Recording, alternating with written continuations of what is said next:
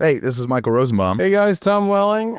Look, we've both played heroes. And we both played villains. But in the real life, there are no reshoots, no stuntmen, or sequels. We all make mistakes. We're all human. Making one bad decision can not only land you in jail, but could also put yourself and other people around you in serious risk. Be smart, make a plan, catch a ride, stay put. Don't let a high moment turn into a lifetime of regret. This holiday season, be your own hero. If you feel different, you drive different. Drive high, get a DUI. Paid for by NHTSA.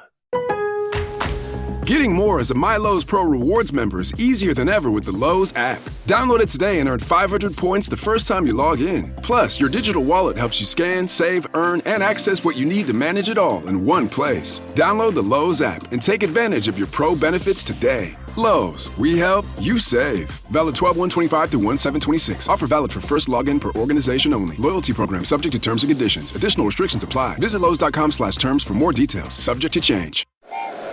Happy holidays! Want to give your host a gift? Consider subscribing, rating, and reviewing the show this holiday season. It really helps the show grow. From all of us at Believe, have a Merry Christmas, everyone, and a Happy Holiday.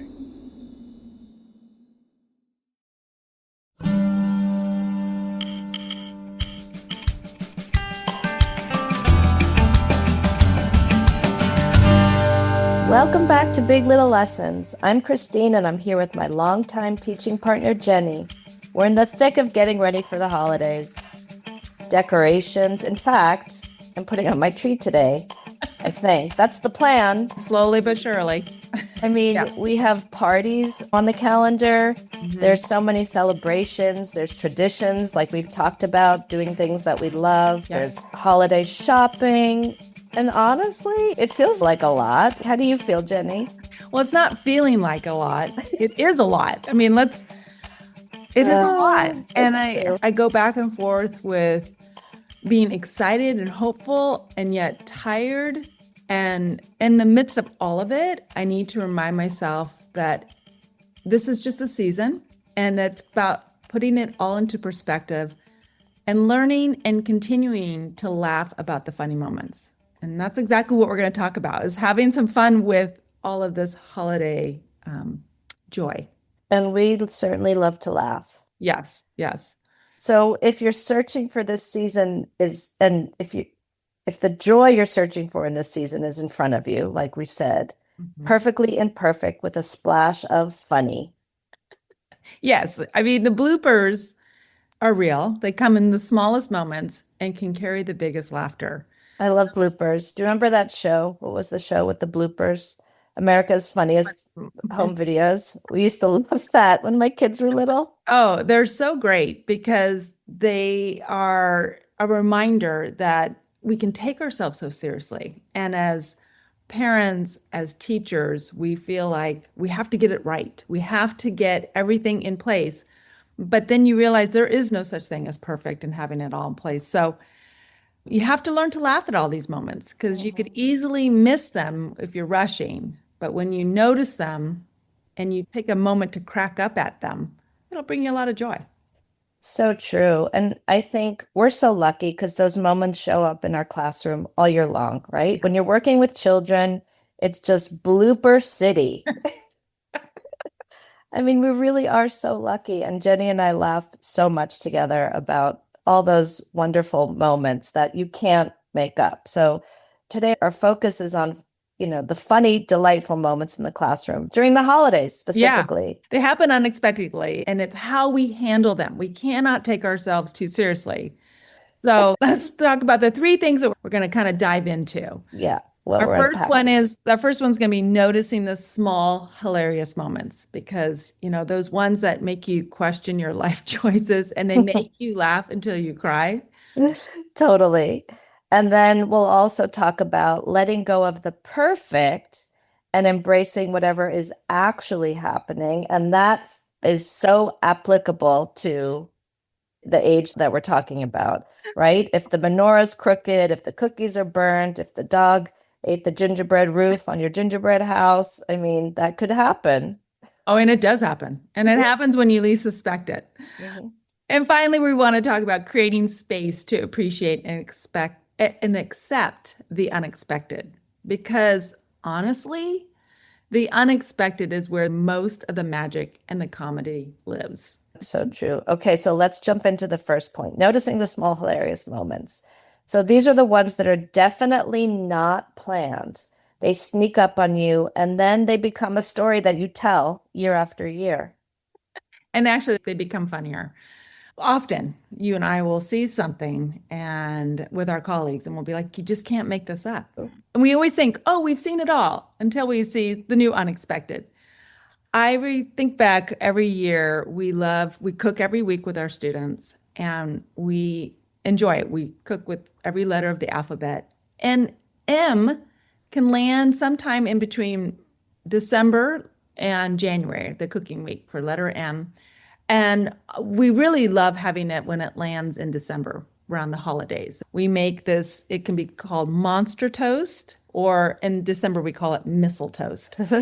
So this one year we're making missile toast, and it's a piece of bread, and we take little cups of milk and we put a little bit of, now we use organic, no dye food drops. And we make the milk colored. So we'll have a little cup of blue milk, green milk, yellow, and red, but it looks like pink. And we have special little paintbrushes that we only use for this recipe. And the students take their bread on a plate and they dip their paintbrush into the milk and they make a design. And they'll make candy canes or Christmas trees or holly. We teach them how to draw holly. Holly or the menorah. And they paint essentially a piece of bread. And the magic happens when you put it in the toaster and it smells so good, little toast. And then they put butter over it, spread butter on it, and then they make cinnamon sugar. And of course, we try to limit it, but they're putting spoonfuls of cinnamon sugar on their toast. And when it comes out of the toaster, yes, the colors really pop. So you can see, so like their whole drawing comes alive and it's so beautiful. And they're like, oh my goodness, this is so cool. And then they dump cinnamon sugar all over it so they can't see any of it. And even the pickiest eaters eat every tiny crumb. It's a fan favorite and they love it and they want to make it again and again and again at home. But we do it one time in the classroom. So our little Charlie one year, he had eaten every little crumb of his missile toast, but he starts wandering around the classroom with the plate. They have to clean up after themselves. You're responsible for cleaning up. He stood up to go put his plate in the trash. He takes the long way around. He goes to the perimeter of the entire classroom and he's holding his little plate with both hands. And he's starting at the bottom of the plate and licking it all the way up and then all the way down, and all the way up, walking very slowly to the trash can. And my associate, she could capture these moments. She just took a quick little video of him doing this. And we were laughing so hard because it was like, I'm going to have every ounce of cinnamon sugar. He was not paying attention to anybody else around him. He was just licking that plate. I think everybody was going out to recess at that point. And it was like, I'm busy. I have a project and that's to clean my plate. That's so cute. I love that story. Precious. I know. Now I think he's in middle school, but I think so too. Yeah. Goodness. Well, in this holiday season, in my classroom and in your classroom, somehow, the elf on the shelf, I don't know when my children had elf on the shelf when they were little. Mm-hmm. And it's a really fun tradition. It's this little elf that you buy. And the elf appears usually on December 1st. Yep. And it's a lot of work for parents because the elf flies to the North Pole every night, reports back to Santa how the children are behaving, and then he comes back to your house and he lands in all different places. So one day the elf could be on top of the Christmas tree. The next, he could have a parachute and he could be flying on the ceiling fan. He could be baking cookies and there could be flour all over your kitchen counter. That silly little elf, So in our classrooms, it's not part of our day. It's not part of our curriculum, but it becomes part of our curriculum because students want to share where their elf went and what is happening with the elf. And what the name of their elf is too. That's a big one too. Yes. In my house, it was Finley. Finley was the elf. Aww. I love it. I just saw on a news report that it was created by two sisters 20 years ago. There you go. Elf on the Shelf is celebrating 20 years. My girls did not get the Elf on the Shelf. No, So they're a it's little bit older fascinating. than mine. Yeah.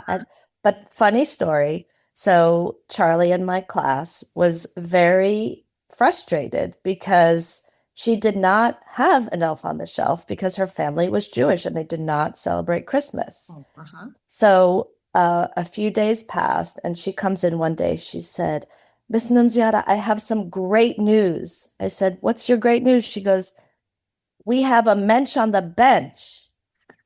A mensch on the bench. And it's just like Elf on the Shelf.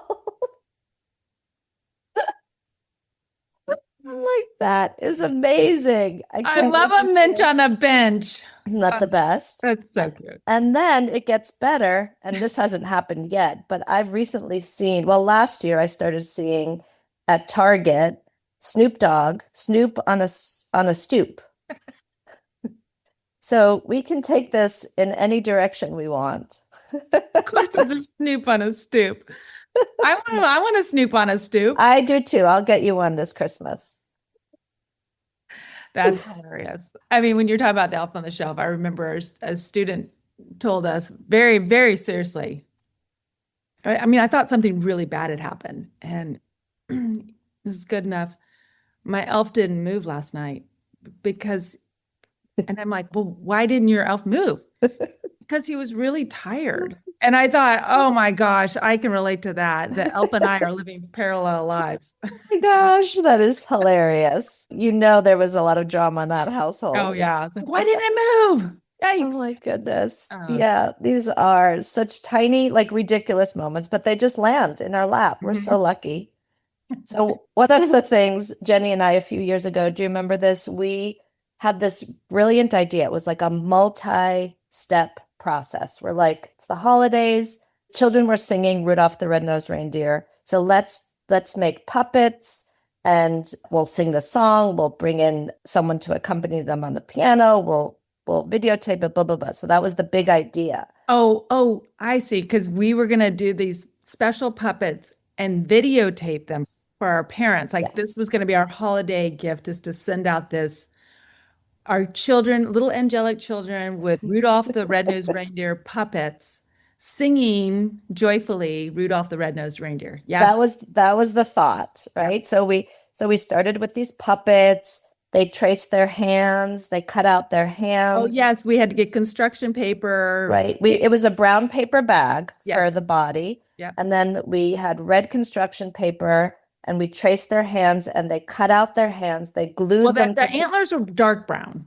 Oh, okay. The antlers were the brown hands. Yeah. And the nose was red. Sorry. Yeah. Of course. I'm just seeing red right now. And Christmas, I'm thinking. And yeah, so that was the big googly eyes for the puppet, and they could draw little eyelashes and decorate the puppet. And they were so proud of those puppets. So proud. It took effort and we were really excited. So then we brought in someone who was really near and dear to us, pianist, and he came into our room. And we did this probably the week before we're going to be heading on to break. So everybody's a little bit excited and tired and joyful. And so we had this wonderful pianist come in and we're like, okay, everybody, we're going to give you your puppets. Now hold on to them. And of course, one of the antlers is falling off and the googly eyes are on the floor. So we're doing emergency tape and glue and trying to get them all back on, because if one antler's gone, that child's not going to be able to sing. It's like, my antler's off. I've got to get it fixed. So there was a lot of quick fixing. And, we do a little warm up with our pianist. We line everyone up and we're ready to videotape. Okay, so there's 50 kids. And there's just 50. Everyone's on fumes. And we've got our phones ready to videotape this. And so the music starts. It's beautiful. Yes. Their voices start. They're adorable. And they are scrunching their puppets as they sing to act out Rudolph the Red-Nosed Reindeer. Don't you know, all you can hear is the scrunching of the puppets. That's all you hear. Getting more as a My Lowe's Pro Rewards member is easier than ever with the Lowe's app. Download it today and earn 500 points the first time you log in. Plus, your digital wallet helps you scan, save, earn, and access what you need to manage it all in one place. Download the Lowe's app and take advantage of your Pro benefits today. Lowe's, we help, you save. Valid 12/125 through 1/7/26. Offer valid for first login per organization only. Loyalty program subject to terms and conditions. Additional restrictions apply. Visit Lowe's.com/terms for more details. Subject to change. Here. And then Without their voices, it drowns out the piano. And our whole idea, we were just hysterical laughing. it was like our vision of these angels singing Rudolph the Red-Nosed Reindeer is just crunch, crunch, crunch, crunch. And my antler fell off. My eye popped off. We did not send that video out. And they're so into the moving of the puppets that they barely could sing anyway because they were so crunching their puppets. And those poor little puppets were just trash. I mean, they needed to be recycled. We did catch that moment on video, but we did not send it out. We kept it for ourselves. And we were like, well, that didn't quite work out, but that's okay. It is okay. It's always okay, right? Especially with us, because it's so important to be in the moment. Because if you're 3 steps ahead, like if you're thinking about what you're meant to do or what you're supposed to do at home, if you're wrapping presents, if you're cooking, if you're hosting, you might miss the funniest part of the whole season. So we just laugh. Yeah. And we're doing this because we're in the thick of the holiday season, and it's a reminder for us as well as for listeners to look for the funny because they are priceless. We have to learn to lighten up and go with the flow, as they say. Yeah. Look for things that are funny. Notice what's ridiculous. Let yourself laugh, even when things go sideways. If all the cookies get burnt, find something funny about it. Well, because those perfectly imperfect moments, they're the ones that we're going to remember. So let's talk about letting go of the perfect and embracing the good enough. No pun intended on your name, Jenny. Having a last name, good enough. It's a reminder we're not going to be perfect. And we're not. You're perfect. How releasing pressure and expectations opens the door for joy to enter. Yes. The most unexpected, wonderful, and perfect ways. So Jenny and I want to talk about this holiday show that happens every year at our school. It is a show indeed. It is not a simple show. It's one where the kids are starting to practice their holiday songs in September. So that they're ready for this show in December. It's the cumulative event of the year that we have in the evening. And it's the night we're going to start our winter break. Right. Okay. So it's a huge show. It happens in a huge gymnasium, the high school gymnasium. So imagine all of the elementary school students are standing on bleachers facing the audience. Well, they're on risers. On risers, that's what I meant. The audience, I'm really tongue-tied today. It goes with our theme. We're just going to bloopers along. It's okay. Come on, Kristine. So the audience are sitting in the bleachers, which are pretty uncomfortable. And there's probably over 1,000 people, right? Easily, because they are filled to the brim. And then there's people standing on the sides as well. Wow. It's really packed. The children are in their fanciest, shimmering, velvety, beautiful clothing. They can dress up as fancy as they want, and they really take it to the nines. Oh, they're all dressed beautifully. Yeah. Beautifully. And they are performing separately. They are performing together. It's not like they're in an auditorium and one class stands up, sings a song and sits down, and then another class stands up and sings a song. It's not like that. And so there's a lot of rehearsals before we even get to the night of the holiday show. So they've been practicing in their music classes. And then the week of the holiday show, we have multiple practices. It gets the first thing we have to do. We have to say, we're going to line you up in height order so that everybody gets to be seen. Now, they're 5 and 6. There's not a huge difference in their height, but boy, we start looking at 1/8 of an inch. Whoop, you're taller. Well, also, we have to very carefully arrange them because if 2 children are like really playful together, they can't be on the risers. So there's a lot of thought put into just lining up 5 and 6-year-olds that are going to be sitting side by side in front and back of each other for A good hour. A good hour. A good hour. Good hour. And so there's practices during the school day, and we tell them, we always make sure they have lots of potty breaks, they've had a good snack before we go to rehearsal, because we say once we're on the risers, you cannot get off. And there is something subtle about do not get off the risers that makes kids want to get off the risers. So we're like, and so, yeah, there's a lot of practices that go into this holiday show. So now we get to the evening of the show. Yep. So they arrive to school and it's dark, which is so thrilling. They're coming to school and it's nighttime, and they're showing up to the classrooms and they look magnificent. They couldn't be cuter. So we arrange in our classrooms, we take all the chairs and we put them, in the meeting area in a circle. Yep. And they come in and they sit and we do a fashion show. Yeah, we have to kill time because the parents need to get up to the gym into the uncomfortable bleachers so that they're all settled before we walk in. So we decided to have a fashion show. We say, who are you wearing this evening? Where did you get it? They love to do a spin. And I love when they say things like, my mom got this at Target and I got these sparkly shoes from Amazon. Even the shy children, by the end, they get up and do a spin. Like they're so excited. They look so gorgeous and handsome.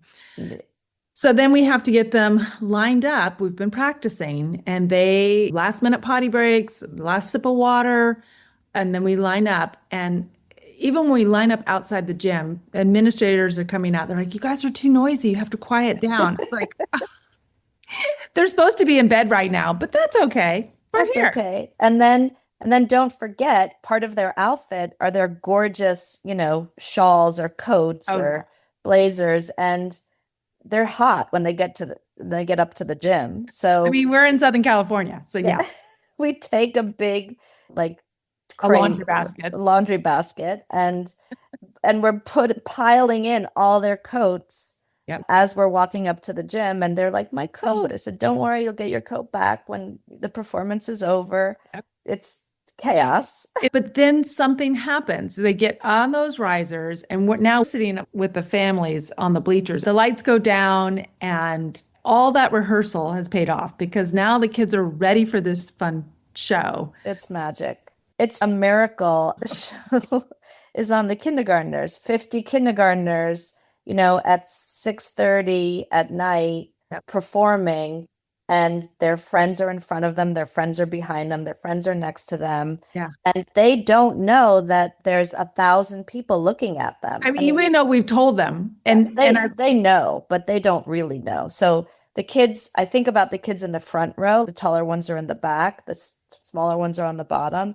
And they are it's so hard for them to sit because nothing is in front of them. No, there's no grounding. The girls, their dresses are over their heads. They end up sitting on the floor.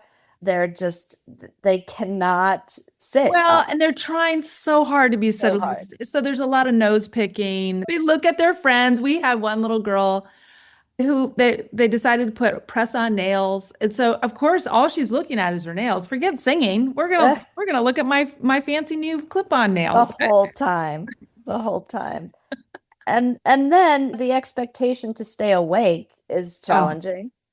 They do start to doze off because the arc of the show, there's quiet moments and there's quieter songs. There's lots of lively songs, but yeah, we've had those ones like, oh no, look at the eyes, they're going down. They're going down. And I remember once there was a little boy on the end, and strategically placed on the end, and he was completely nodding off. And I was like, please don't fall, please don't fall, please don't fall. Yeah, and we try really hard not to have to go up there because then it detracts from the rest of the show. Absolutely. But my husband likes to describe it as puppy's room. It's like you're just watching puppies up there. It's incredible. And the expectation is so high for them to stand up, sit down.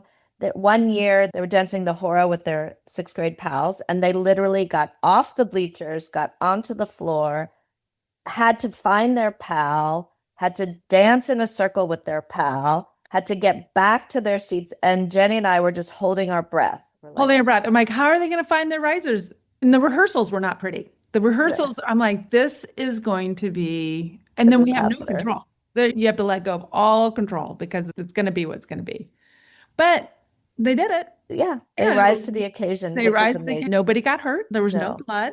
There was nothing. Another really funny moment, I think, is the grand finale when the music teacher we sing the 12 Days of Christmas, and the music teacher assigns one part of the song to every single grade level. The kindergartners go at the end, and it's I think it's usually the 11th day of Christmas or the 12th day of Christmas. Is that 11 drummers drumming? 11 drummers drumming, and they have to stand up all together when it's their turn. And then after they say their words, they have to sit down. And it's the cutest thing because it's like, stand up, stand up, stand up, stand up. Stand up. Like they're not standing up at the same time. There's no unity. There's the one that's confident and bold, and then the other one's pulling them down. It's just up and down. Yeah, but everyone loves it. And it's really cute. It's the best. After the show, we managed to get them back to the classroom, and it's really dark now, their bedtime, and they're so excited.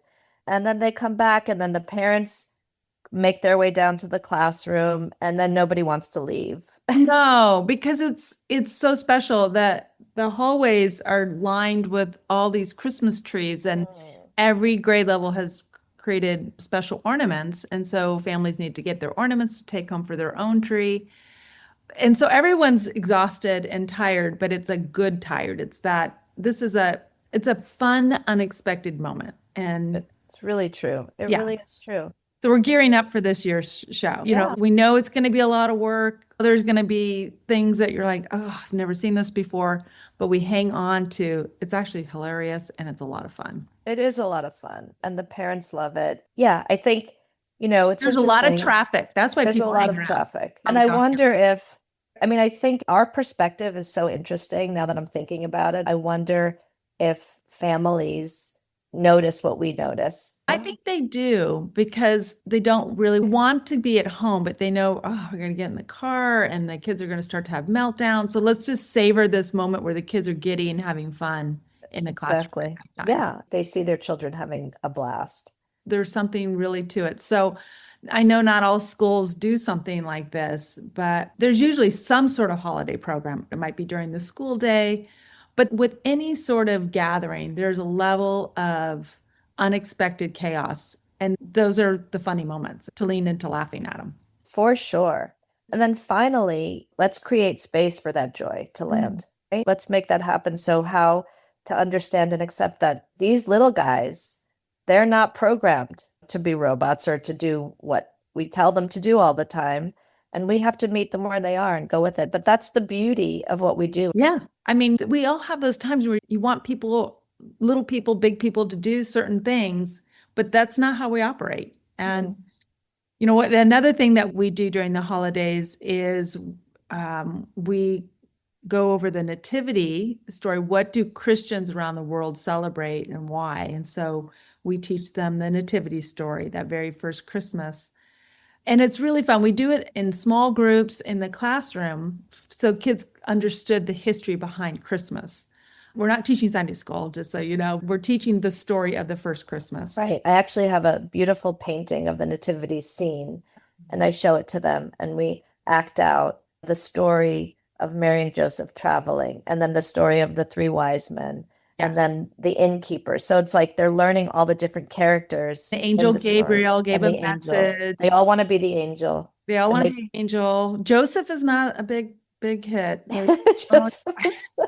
And we have costumes. We dress up, and then we have children, who are the shepherds. Yeah. We have, it's so fun, and they love it. And we tell the story with them in the classroom so that they're really, really prepared and they understand all the different parts to the nativity because it's it's cultural. And so years ago, our chaplain asked if we would bring our kindergartners that week of the holiday show and all our Hanukkah and Christmas party. I mean, there's a lot going on. And he's like, hey, would you guys be willing to come to the middle school chapel and act out your nativity? So it took a few years before we decided to do it. Right. I was like, are you kidding me? And then we leaned into it.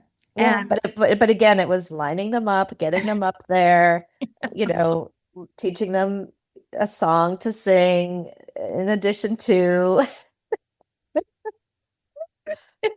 You do feel like we're treating them like puppets, but they're not. It's really fun. And just those middle school kids and the excitement that they get to see these kindergartners that's what makes it worth it, actually. The middle school kids love seeing these little kindergartners line up. Loved. So we lined all our kindergartners up. We would teach them hand movements to the song Away in a Manger. And it's a moment and it's really sweet. They're all lined up for the most part. And we're telling the middle school kids about how we go about learning the nativity story. It's a quiet moment.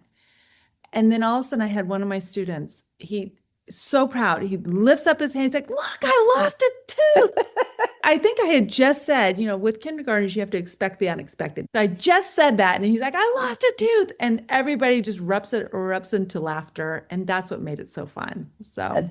And then we hand them, this was also a really hilarious moment, is we hand them the mic and we're again in a big space and they're speaking into the microphone, their little parts. So when Joseph was knocking on the door for the innkeeper, and to say, instead of saying, is there any room at the inn? He said, is there room service at the inn? Is there room service at this inn? It was precious and hilarious. And I mean, was he being funny? Probably not. He probably, that was where he was going. Oh my gosh. So yeah, I'm glad we're having this conversation because we're going to gear up for this year's and I'm excited. These conversations really inspire me and give me a fresh reminder of what's important. So what's perspective too. Perspective. Yeah. I mean, so what's our big little lesson here? Well, for me, it's going to have to be to embrace that you have no control. I mean, you have a skeleton plan of how it's going to be, but within it, just embrace it. Just go, okay, it is what it is. And it's all right. It's going to be fun. How about you? Yeah, for sure. And also just in that lack of control, but understanding, just to be present. To be present and to laugh at when it goes wonky, Well, because it's going to go wonky. It's fun. And being present, I think oftentimes as teachers, you have to have goals and objectives. We're not entering to the day or into a season like, it's whatever it is. That's not good planning, as they say. But knowing how to stay fluid and to say, here's a moment. And we're going to go a little off track and then get back to our goals and objectives. So, perspective. For sure.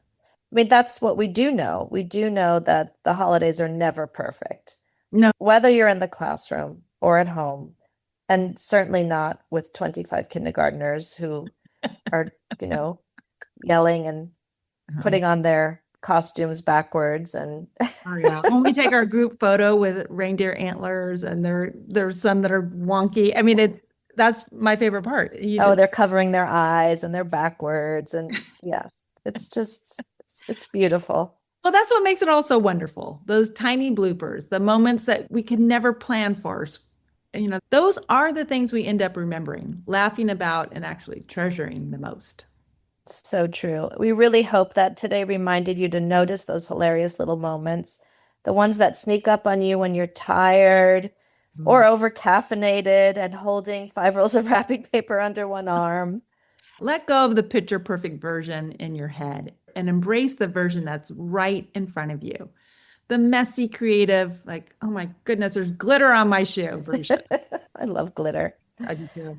And to create just enough space to appreciate the unexpected, because kids, holidays, and life never stay inside the lines. And honestly, that's where the magic usually shows up. We hope your season is filled with laughter, warmth, and perfectly imperfect joy.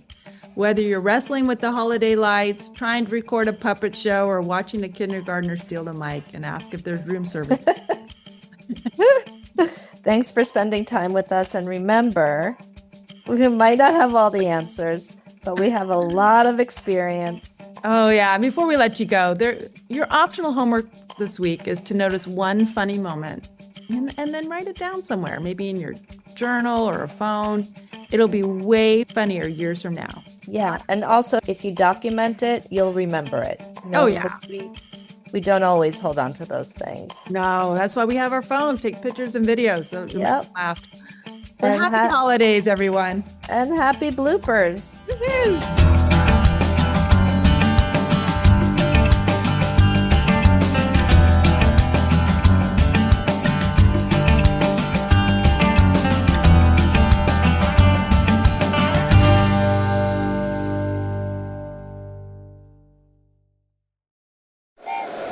Happy holidays! Want to give your host a gift? Consider subscribing, rating, and reviewing the show this holiday season. It really helps the show grow. From all of us at Believe, have a Merry Christmas, everyone, and a happy holiday. If you like the show, please take a moment to rate, review, and subscribe. It really does help the show to grow. Thank you for listening.